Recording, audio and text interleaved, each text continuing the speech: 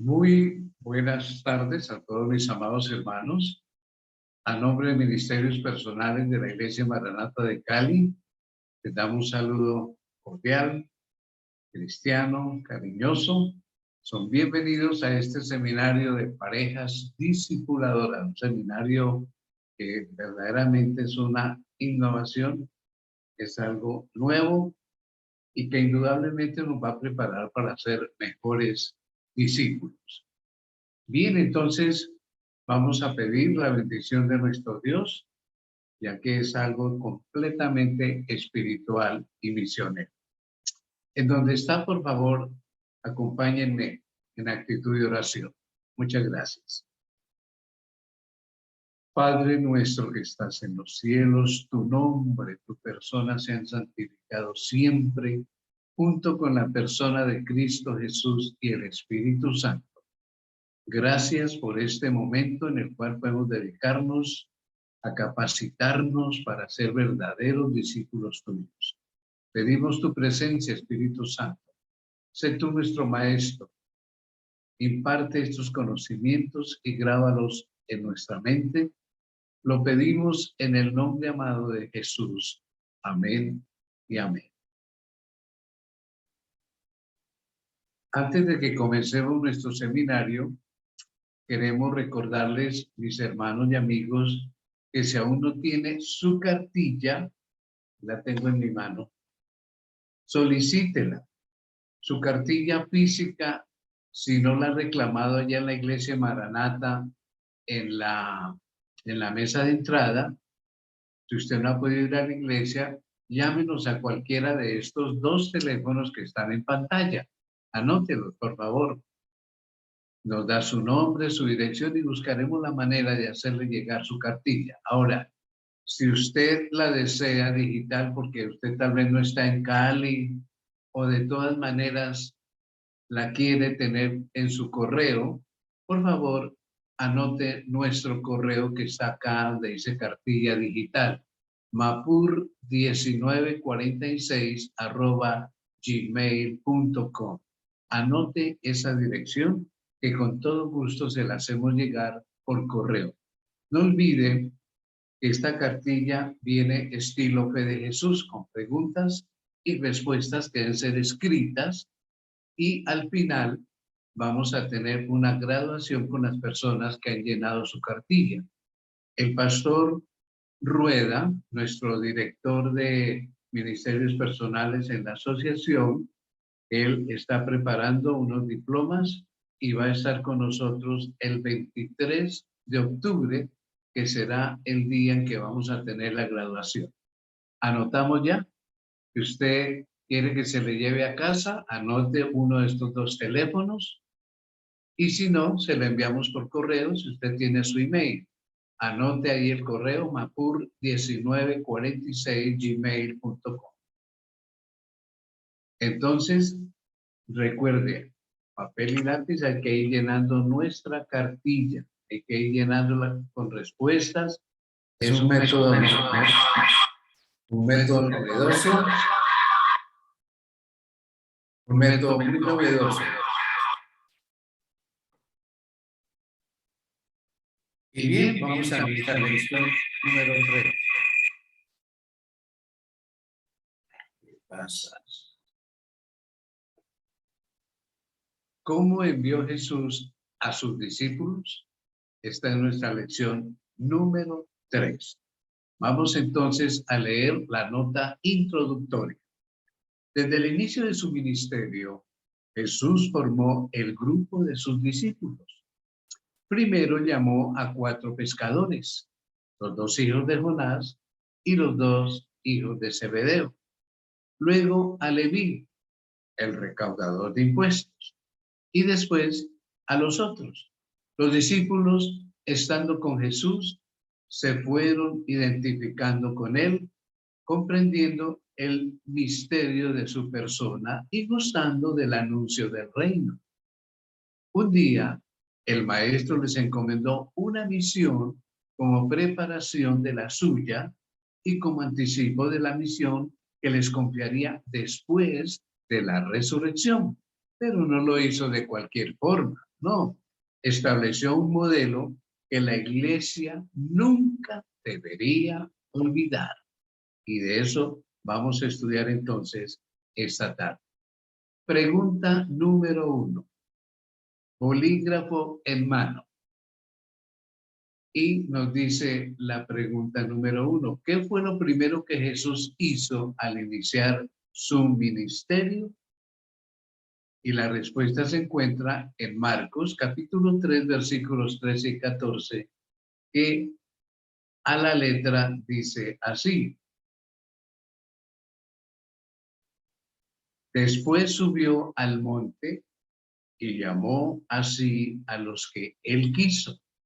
Y vinieron a él y estableció a 12 para que estuviesen con él y para enviarlos a predicar. Entonces, notemos que la pregunta número 1 está formulando que qué fue lo primero que hizo Jesús al iniciar su ministerio.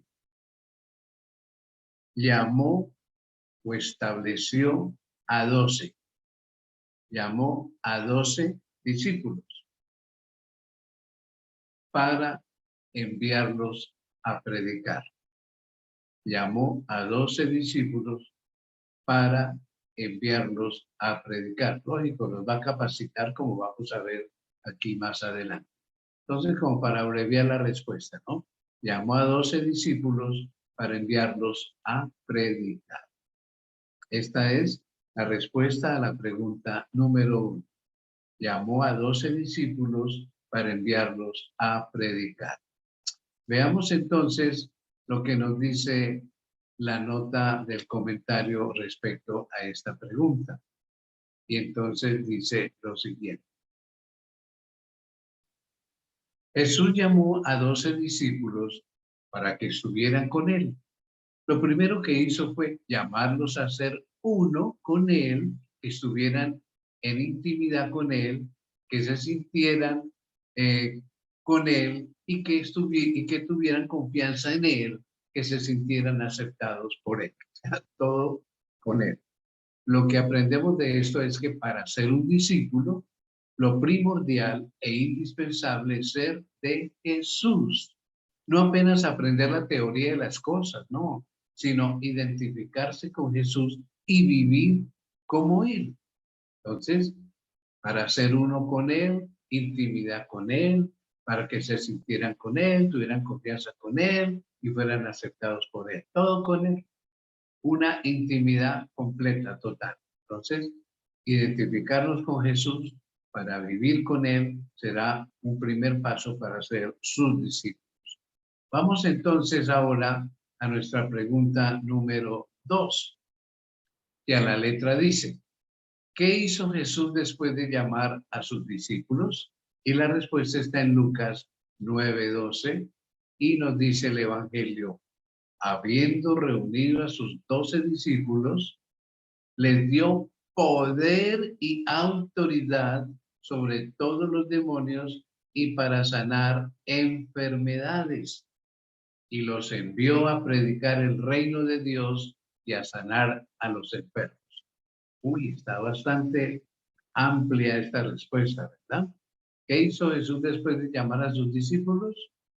Les dio, anotemos ahí como respuesta, les dio poder y autoridad para sanar y predicar.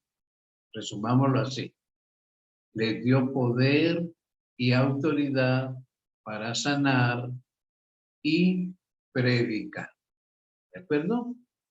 ¿Qué hizo Jesús después de llevar a los discípulos? Les dio poder y autoridad para sanar y predicar. En otras palabras, los capacitó, así como estamos nosotros esta tarde y estas tardes de estos sábados capacitándonos para poder entonces realizar la obra de Dios. Veamos la nota que aparece en nuestra cartilla. Jesús les dio poder y les confió una misión. Los envió. En Jesús, el discípulo y la misión se hacen uno. Note, el discípulo y la misión se hacen uno. Jesús envía. La misión no es una iniciativa personal de los discípulos.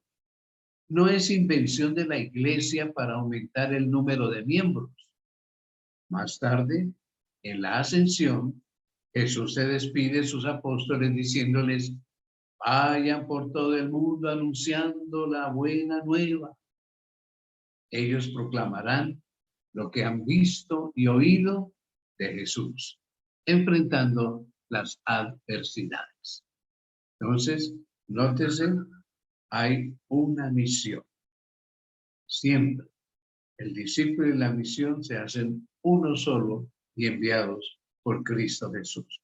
Vamos a la tercera pregunta. ¿Cómo envió a los 12 para que cumplieran la misión? Y entonces la respuesta la encontramos en Marcos capítulo 6, el versículo 7. Y la palabra de Dios contesta diciendo: después llamó a los 12 y comenzó a enviarlos de dos en dos y les dio autoridad sobre los espíritus inmundos. Pregunta número 3. ¿Cómo envió a los 12 para que cumplieran la misión? Respuesta: los envió de dos en dos. Los envió de dos en dos, en duplas, en parejas. Ese fue el plan de Cristo Jesús, de dos en dos. Bien, ya notamos la respuesta, ¿verdad? La nota del comentario entonces nos dice lo siguiente: les dio poder y los envió de dos en dos, al mismo tiempo que los llamó para identificarse con él antes de salir. Jesús promovió un proceso de fraternización entre ellos, fraternización. El maestro no quería 12 individualidades, sino 12 hermanos que, como 12 nuevos patriarcas, fueran el principio del nuevo Israel, que es la iglesia. Pero la unidad de los 12 dependería de la unidad de dos en dos. La amistad con el grupo empieza con la amistad del que está al lado. De ese modo, los 12 llegaron a ser hermanos y fue tan fuerte la hermandad entre los apóstoles que en poco tiempo la gente los llamaba con el simple nombre de los 12, los 12, lo que significa que no existe apostolado saludable sin fraternidad. Ustedes saben que fraternidad quiere decir amor entre hermanos, amor fraternal, como si fueran una familia. Qué linda la experiencia de los apóstoles, ¿no? Y pensar que el Señor desea que nosotros sigamos también ese mismo ejemplo. Pasemos entonces a lo que es nuestra siguiente pregunta, la número 4. Aquí está en su cartilla. Más tarde, nos dice la pregunta, más tarde, ¿cómo envió Jesús a los 72? Ahora son 72, ya no son 12. ¿Cómo envió Jesús a los 72 más tarde? La respuesta entonces la encontramos nosotros en Lucas 10:1. Después de estas cosas, designó el Señor también a otros 70, a quienes envió de dos en dos delante de él a toda ciudad y lugar a donde él había de ir. Qué interesante está esto, ¿ah?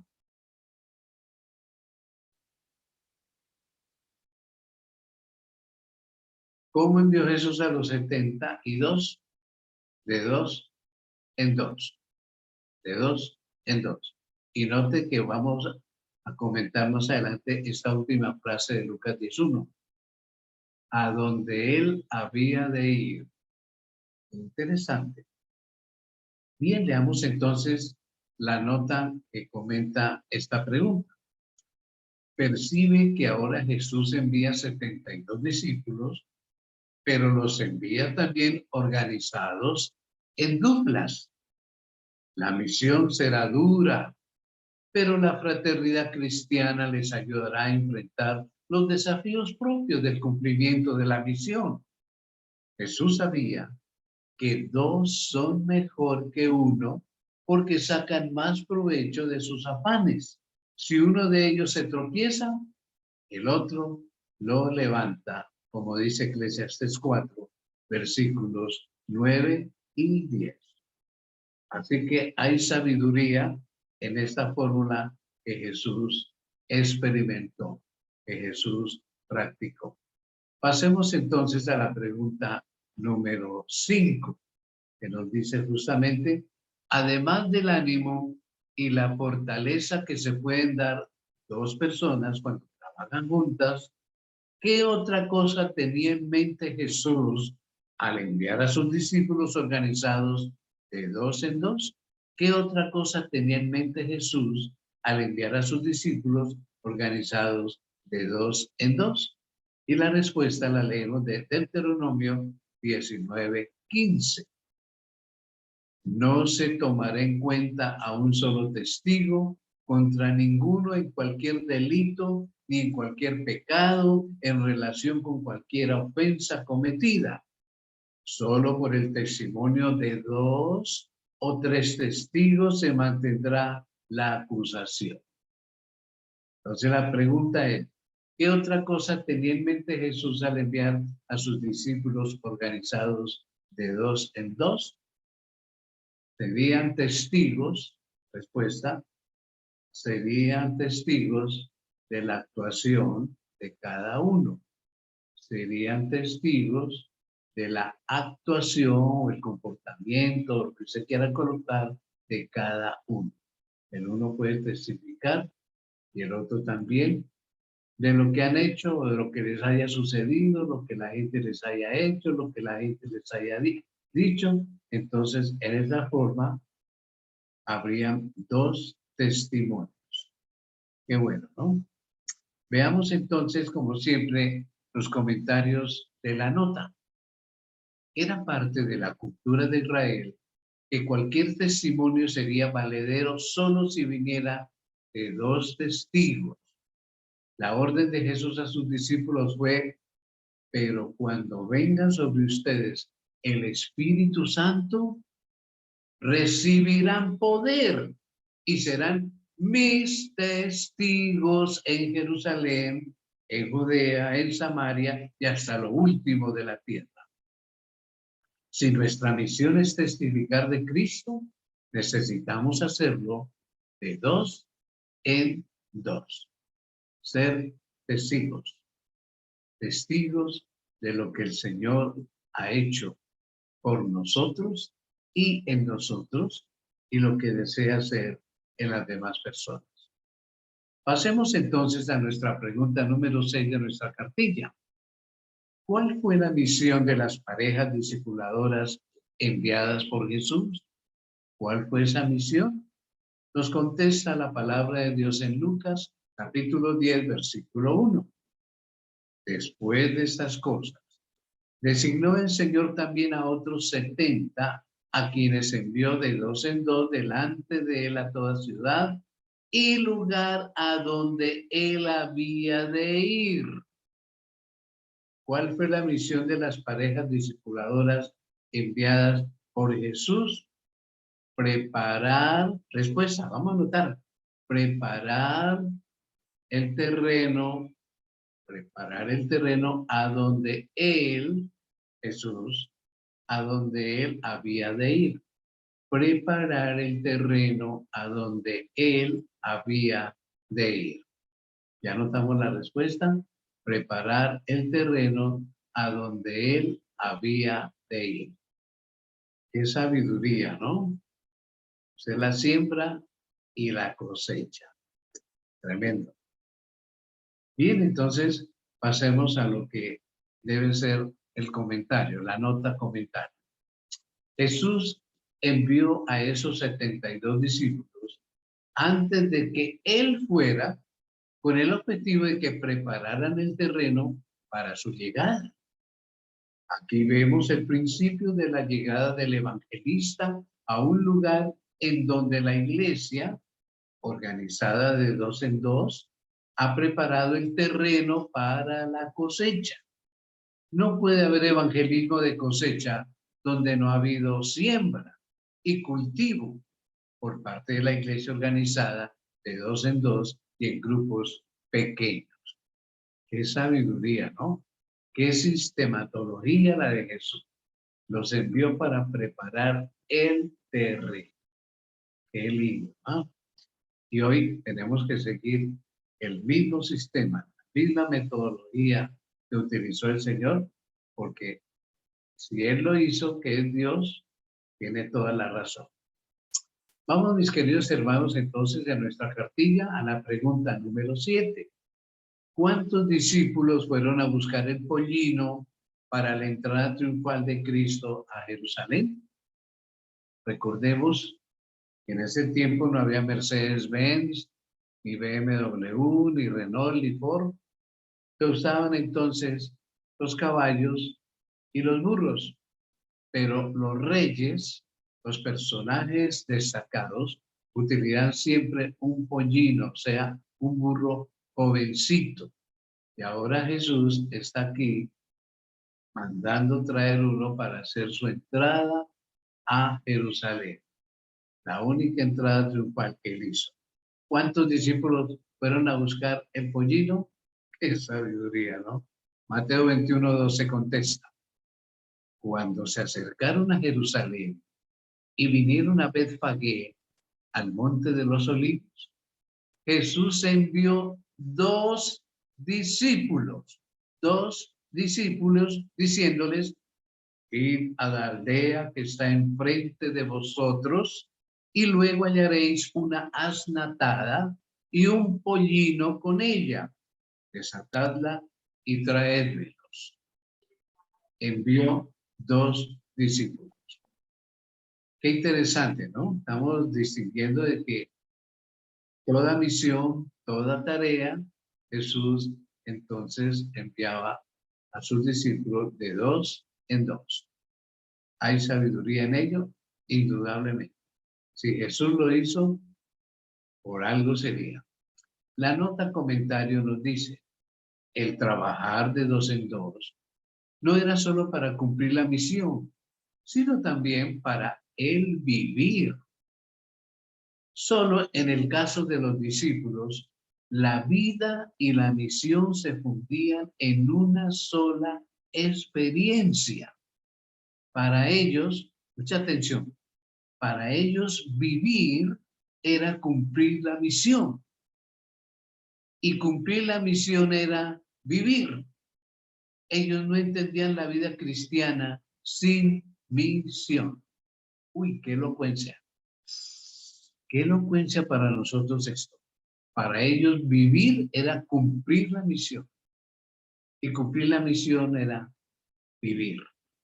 Ellos no entendían la vida cristiana sin misión. Parecido a nosotros.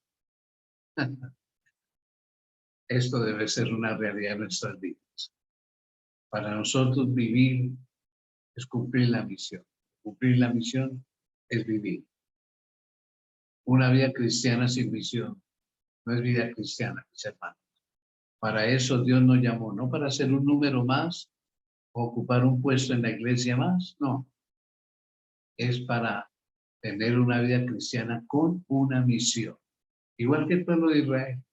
Dios no escogió el pueblo de Israel por ser bonito, ni grande, ni no, al contrario, fueron más rebeldes que cualquier otro.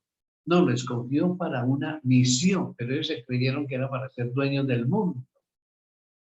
Cuidado nosotros adventistas, que porque tenemos la verdad completa, entonces somos el pueblo elegido. No, el Señor nos ha elegido, sí, pero para una misión. La misión para vivir y vivir para la misión. Qué linda aplicación, ¿no? Pregunta número 8. Después de la ascensión de Cristo, ¿quiénes iban al templo juntos por ocasión del milagro en la puerta del templo? ¿Quiénes iban al templo juntos? Nos contesta el libro Hechos de los Apóstoles, su capítulo 3 y versículos 1 al 3, y nos recuerda. Pedro y Juan. ¿Quiénes iban al templo juntos? Pedro y Juan subían juntos al templo a la hora novena, la de la oración, 3 de la tarde. Y era traído un hombre cojo de nacimiento, a quien ponían cada día a la puerta del templo, que se llamaba La Hermosa, para que pidiese limosna de los que entraban en el templo. Cuando vio a Pedro y a Juan que iban a entrar en el templo, le rogaba que le diesen limosna. Pregunta: después de la ascensión de Cristo, ¿quiénes iban al templo juntos por ocasión del milagro en la puerta del templo? Pedro y Juan. Esa es la respuesta de la pregunta número 8. Pedro y Juan iban juntos, subían juntos. Se acostumbraron a andar en parejas, porque ese es el plan de Dios, andar siempre acompañados para cumplir la misión. Leamos entonces la nota que aparece ahí en nuestra cartilla. El hecho de que Jesús haya instituido a los 12 y los haya enviado de 2 en 2 no puede ser entendida solo como un dato matemático. No, en estos números se manifiesta la esencia del compañerismo cristiano.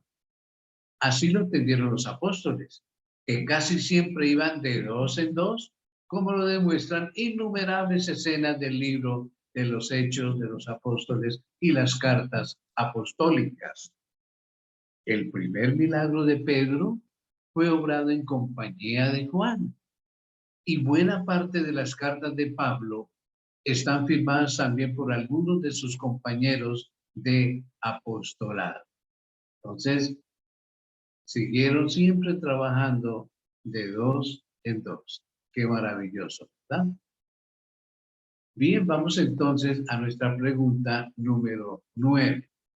¿Cómo desea Jesús que vivan los cristianos? Y esta respuesta sí la vamos a encontrar en Juan 17:21. ¿Cómo desea Jesús que vivan los cristianos? Para que todos sean uno, como tú, oh Padre, en mí y yo en ti, que también ellos sean uno en nosotros, para que el mundo crea que tú me enviaste. Que sean uno. ¿Cómo desea Jesús que vivan los cristianos? Que sean uno. Que sean uno. En unidad. Unidos. En otras palabras. Esa es la respuesta. ¿Cómo desea Jesús que vivan los cristianos? Unidos. Que sean uno. Como el Padre y el Hijo son uno. Qué linda comparación, ¿verdad? La unidad, en propósito, en misión, en afectos. Qué hermoso. Esa fue la iglesia primitiva al fin y al cabo.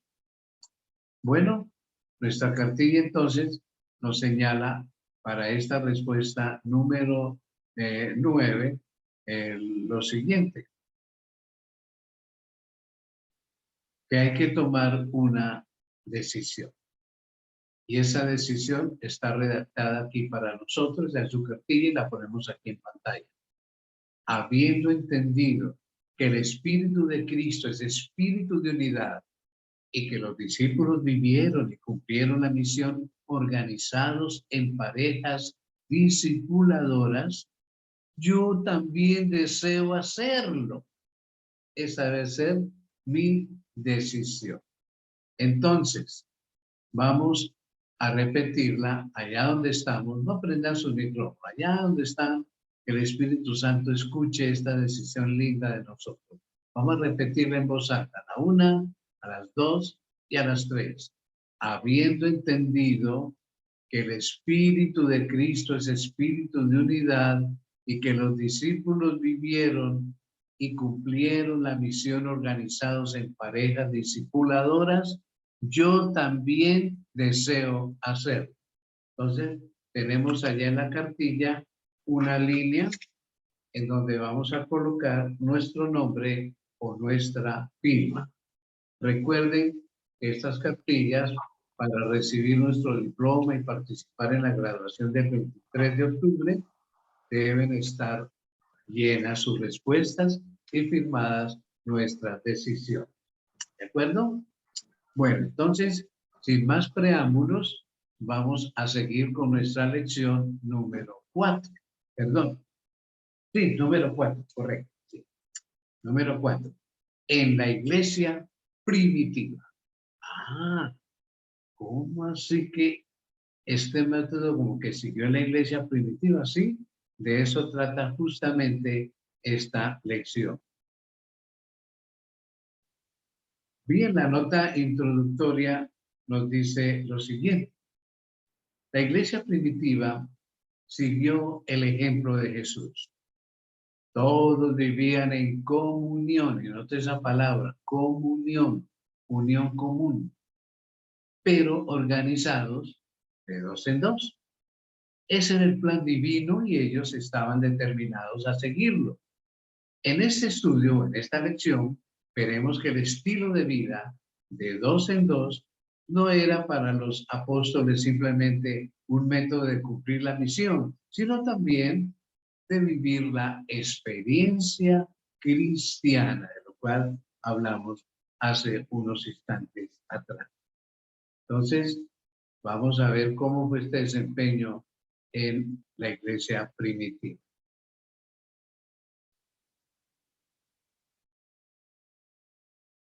Pregunta número 1 de nuestra lección número 4. ¿Cuál es la primera pareja discipuladora que encontramos en la iglesia primitiva? Y ya justamente lo leímos, lo encontramos en la lección anterior. Hechos capítulo 3, versículos 1 hasta el 8. Pedro y Juan. Ahí está la respuesta ya. La primera pareja discipuladora.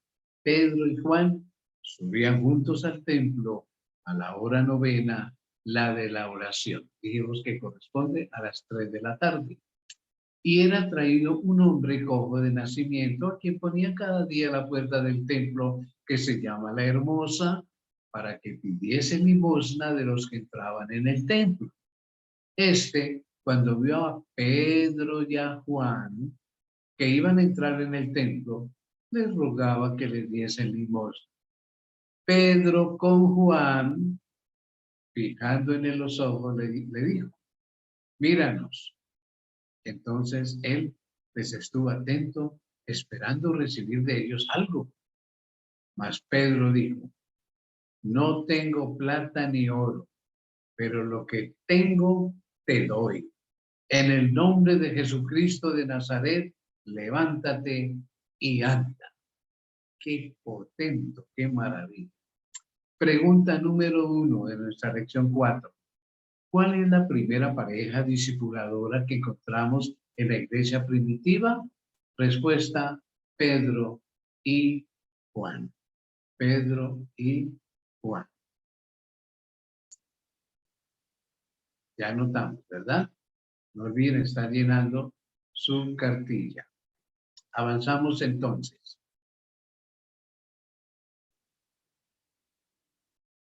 Ya esto lo leímos. Todo este relato ya lo leímos, lo que aparece aquí en nuestras diapositivas. Leamos entonces la nota, la explicación. Pedro y Juan se dirigían al templo a orar juntos.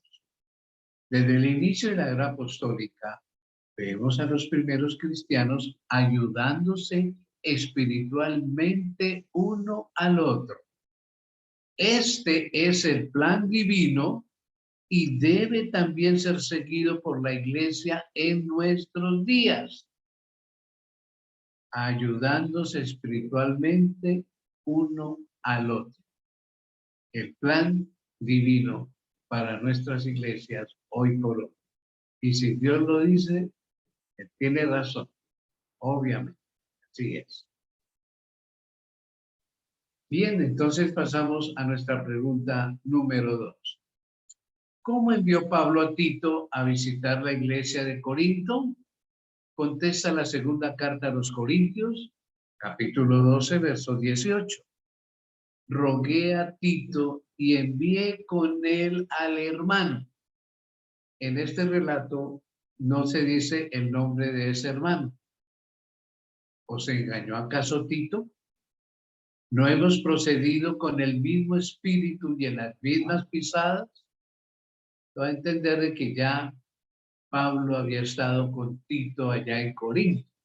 Entonces ahora lo manda con un hermano cuyo nombre no se registra en este pasaje. Parece que más adelante se va a sacar en conclusión quién fue ese hermano.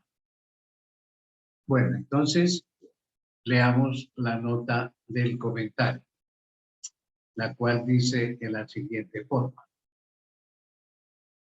No era simple coincidencia, tampoco ocurrió una sola vez. El estilo de vida y de trabajo de los discípulos en la era apostólica era de dos en dos. Observa que el hecho que Tito viajara acompañado por Pablo originó la pregunta de Pablo. ¿No procedimos los dos con el mismo espíritu y seguimos el mismo camino? Cuando dos cristianos vivan juntos, el resultado siempre será el mismo. Ambos procederán con el mismo espíritu y seguirán el mismo camino, así como Pablo y Tito. Y ahora envía a Tito con un hermano, el hermano X. Bien, pasemos entonces a la siguiente pregunta. Número 3. ¿Cómo envió Pablo ahora a Timoteo? Ya no es Tito, sino a Timoteo a Roma a preparar el terreno para su llegada. Miren cómo sigue la metodología de Jesús. Lo mismo que hizo Jesús, enviando de dos en dos para preparar el terreno para cuando él fuera. Ahora entonces lo hace los discípulos, lo hacen entre ellos mismos. La respuesta entonces la tenemos acá en la palabra de Dios, Hechos de los Apóstoles, la página 236. Estos hechos ya es el libro del Espíritu de Profecía que comenta como respuesta cómo envió Pablo a Timoteo a Roma a preparar el terreno para su llegada. El apóstol había estado planeando por algún tiempo otro viaje misionero. Se propuso Pablo en espíritu partir a Jerusalén después de andar Macedonia y Acaya diciendo, después que hubiera estado allá, me será menester venir también a Roma. De acuerdo con este plan, envió a Macedonia a dos de los que le ayudaban, Timoteo y Erasto. Pero sintiendo que la causa en Éfeso demandaba todavía su presencia, decidió permanecer allí hasta después de Pentecostés. Pronto, sin embargo, se produjo un suceso que apresuró su partida. ¿Cómo envió Pablo a Timoteo a Roma a preparar el terreno para su llegada? Lo envió acompañado de Erasto. Respuesta, lo envió acompañado de Erasto. Anotemos ahí en nuestra cartilla. Lo envió acompañado de Erasto. Erasto es el nombre de ese discípulo que va ahora con Timoteo. Bien, veamos entonces la nota comentario. Antes de ir a Roma, Pablo envió a Timoteo acompañado por Erasto a preparar el terreno para su llegada. Esto es significativo porque Timoteo había sido discipulado por Pablo y ahora el joven discípulo discipulaba por su vez a Erasto. ¿Notan la cadena? Siempre el de más experiencia con uno de menos experiencia. Ese ha sido el plan divino de Dios. Avancemos entonces a nuestra siguiente pregunta, la número 4. ¿Quién dio la orden para la formación de la dupla constituida por Pablo y Bernabé? Pablo con Tito, Pablo con Timoteo, ahora Pablo y Bernabé. Hechos capítulo 13, versículos 2 y 3. Ministrando estos al Señor y ayunando, dijo el Espíritu Santo. Dijo el Espíritu Santo. apartadme a Bernabé y a Saulo para la obra a que los he llamado. Entonces, habiendo ayunado y orado, les impusieron las manos y los despidieron. Qué lindo es esto. Pregunta: ¿quién dio la orden para la formación de la dupla constituida por Pablo y Bernabé? Respuesta: el Espíritu Santo. El Espíritu Santo. Bien podría haberse llamado el libro Hechos de los Apóstoles, Hechos del Espíritu Santo, porque uno ve que casi en todos los actos, los planes, la misión de los discípulos en la iglesia primitiva, el Espíritu Santo era el que conducía a la iglesia. Qué hermoso. Cómo deseamos que hoy el Espíritu Santo también dirija nuestra obra. Veamos el comentario de la nota que escribiera el pastor Bullón, porque esta cartilla la escribió el pastor Alejandro Bullón. Bernabé y Pablo fueron los primeros misioneros enviados de dos en dos en la iglesia primitiva por orden del Espíritu. La formación de esta pareja discipuladora no fue una iniciativa humana, sino una orden del Espíritu Santo. ¡Ah, qué maravilla! Cuando el Espíritu Santo puede dirigir y manejar todas las cosas. ¿Saben? Bien, excelente. Pasemos entonces a nuestra siguiente pregunta, la número 5. ¿Cómo se formó esta pareja discipuladora?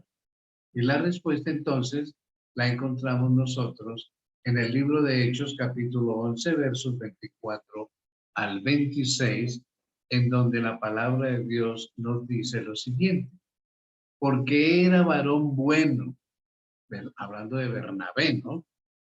Lleno del Espíritu Santo y de fe, lleno del Espíritu Santo y de fe, y una gran multitud fue agregada al Señor. Qué poder, ¿no? Después fue Bernabé a Tarso para buscar a Saulo, y hallándole, le trajo a Antioquía, y se congregaron allí todo un año con la iglesia, y enseñaron a mucha gente, y a los discípulos se les llamó cristianos por primera vez en Antioquía. ¿Cómo se formó esta pareja discipuladora? Bernabé buscó a Saulo. Bernabé buscó a Saulo. Pero noten, es que Bernabé era lleno del Espíritu Santo. O sea que el Espíritu Santo guió a Bernabé a ir a buscar a Saulo, todavía no se llamaba Pablo, para la misión. Qué lindo. ¿No? ¿Cómo se formó esta pareja discipuladora? Bernabé fue a buscar a Saulo. Y se da por entendido que fue una orientación del Espíritu Santo, porque él era lleno del Espíritu de Dios. ¿Qué comentario tenemos en la siguiente nota? Cuando Bernabé era ya profeta y maestro, Pablo aún no se había convertido. Bernabé, cuyo nombre significa hijo de consolación, había dado buen testimonio de sus obras y era un varón de fe. Tenía una propiedad en la isla de Chipre, pero la vendió y entregó el dinero a los apóstoles. Bernabé era tan comprometido con la misión que la iglesia primitiva lo enviaba a visitar otras congregaciones. Fue así que viajó a Tarso a buscar a Saulo y lo trajo a la iglesia de Antioquía, en donde se congregaron durante un año y donde el Espíritu les ordenó que fueran como misioneros. Bernabé y Saulo viajaron juntos hasta Jerusalén. Era maestro y profeta de la iglesia en Antioquía. Varias veces se mencionan sus nombres juntos, a partir de la mitad del capítulo 13 del libro de los Hechos de los Apóstoles. Entonces se formó esa pareja, esa dupla, para fines misioneros. En la siguiente pregunta, entonces, encontramos que aquí hubo un problemita, pero muy justificable, ya lo vamos a ver. Pregunta número 6. ¿Qué sucedió entre Pablo y Bernabé para que se separaran? Ah, no siguieron juntos. No. El libro de Hechos, en su capítulo 15, versículos 36 al 40, nos habla de un problema que se suscitó entre los dos.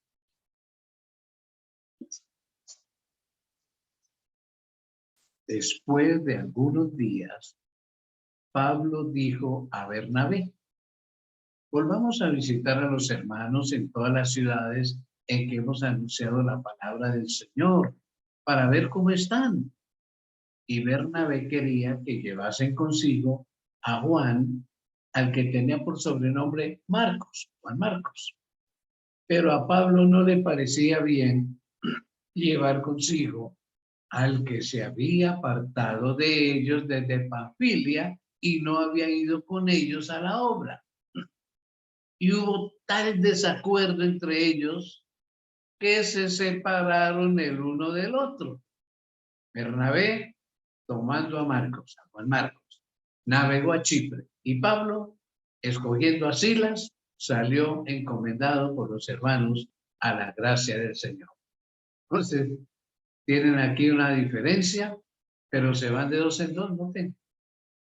Bernabé con Juan Marcos y Pablo con Silas, y sigue la misión. Me gusta mucho el comentario que viene en la siguiente nota, porque explica lo que ha sucedido aquí y nos dice: Pablo y Bernabé discutieron por causa de Juan Marcos. Llegó un punto en el que no pudieron más trabajar juntos. Eso puede suceder también hoy. Ambos se salvarán, aunque en esta vida tuvieron puntos de vista diferentes con relación a asuntos de trabajo, pero no de doctrina. Lo interesante es que, a pesar de separarse, el plan de trabajar en parejas continuó adelante. Pablo se fue con Silas y Bernabé con Juan Marcos. Entonces, nos puede pasar eso en la iglesia. A veces nos comprendemos, tenemos puntos de vista distintos, pero en todo es que la misión y el trabajo de Dios se hagan. Eso es lo más importante. Avancemos entonces y vamos a la pregunta número 7. ¿Qué prometió Dios a los hermanos que oran y trabajan juntos? Qué linda promesa la que se encuentra registrada aquí en Mateo 18, 19. Y entonces dice: otra vez os digo que si dos de vosotros se pusieren de acuerdo en la tierra acerca de cualquier cosa que pidieren, les será hecho por mi Padre que está en los cielos. Uy, qué promesa. Se comprometió Jesús aquí. Si dos se ponen de acuerdo en la tierra acerca de cualquier cosa, les será hecho por mi Padre. Va a contestar la oración. ¿Qué prometió Dios a los hermanos que oran y trabajan juntos? Les contestará. Esa será la respuesta. Les contestará o les responderá. Les será hecho, como quieran colocar ahí, les será hecha su petición. Les será realizada su petición. Esa es entonces la respuesta a la pregunta número 7. Veamos lo que nos dice la nota comentario explicando esta pregunta. Jesús prometió que si dos hermanos oran juntos, tendrán la oración atendida por parte del Padre.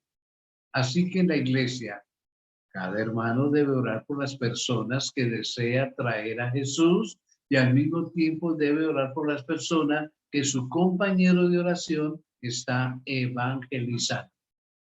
Si esto se torna una realidad en la iglesia, veremos maravillas que hasta hoy no hemos visto. ¡Qué promesa!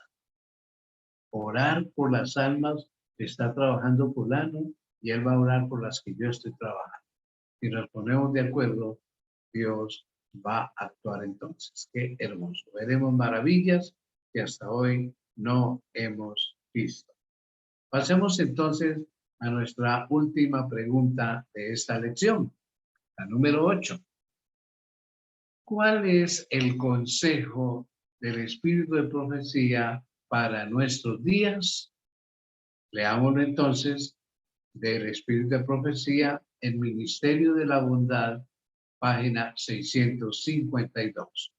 Y dice, llamando a los 12 en derredor de sí, Jesús les ordenó que fueran de 2 en 2 por los pueblos y aldeas, y ninguno fue enviado solo, sino que el hermano iba asociado con el hermano. El amigo entonces con el amigo.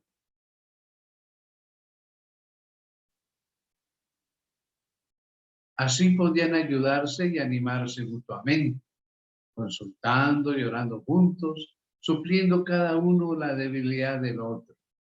De la misma manera, envió más tarde a los 70. Era el propósito del Salvador que los mensajeros del Evangelio se asociaran de esta manera.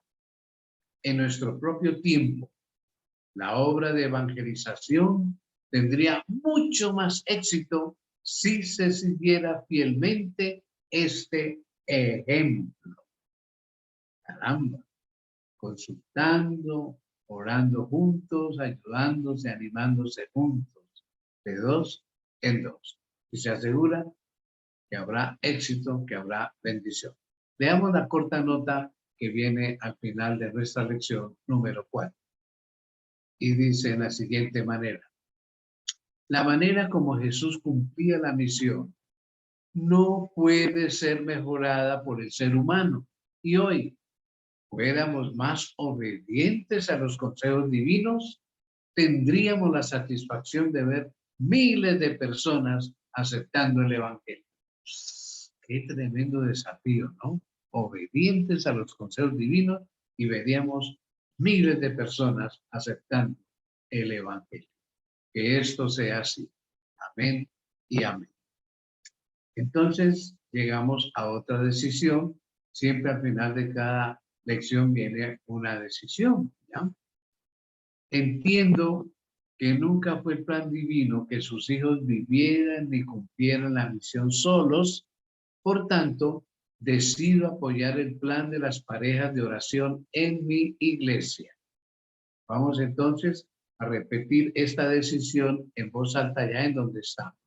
No prenda su micrófono todavía, no lo prenda. Vamos a leerla en voz alta. Vamos a la 1, a las 2 y a las 3.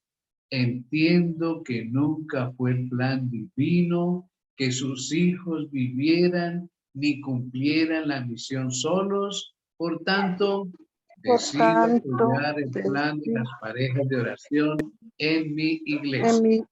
Tenga la gentileza, firme o coloque su nombre allá en la rayita que hay debajo de mi decisión, aceptando esta decisión de orar por estas parejas de oración en la iglesia.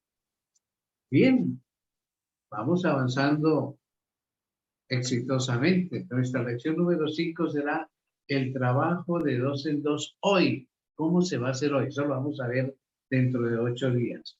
Así que mis hermanos, buen ánimo y seguimos adelante. Veamos entonces lo que sigue, que será dar gracias a Dios por estas lecciones tan hermosas y tan inspiradas. Oremos. Gracias, Padre, porque los planes tuyos son perfectos. Gracias por enseñarnos. Espíritu de Dios, ayúdanos a llevarlos adelante, a cumplirlos fielmente para poder terminar la misión que nos has encomendado. Gracias por estas lecciones. Gracias en el nombre sagrado de Jesús. Amén y amén. Queremos reiterarles, mis hermanos, que tenemos todavía más cartillas. Si usted no las tiene, tenga la amabilidad, si la quiere solicitar físicamente, si usted no puede ir a Maranata, el sábado a recogerle en la mesa de entrada, anote uno de estos dos teléfonos que tiene en pantalla.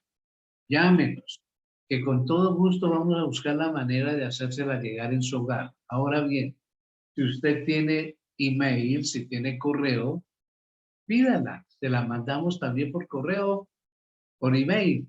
Aquí está entonces la dirección en la pantalla. mapur1946@gmail.com. Anótelo si usted quiere que le llegue digitalmente.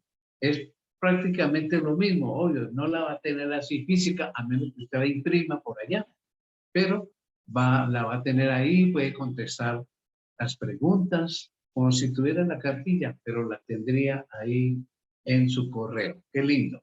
mapur1946@gmail.com. Con todo gusto le haremos llegar su cartilla. No olvide, va a haber el 23 de octubre una graduación linda con rete, toga, diploma, y el pastor Rueda va a estar con nosotros para esa graduación. Bueno, mis hermanos, finalmente les damos las gracias por habernos acompañado.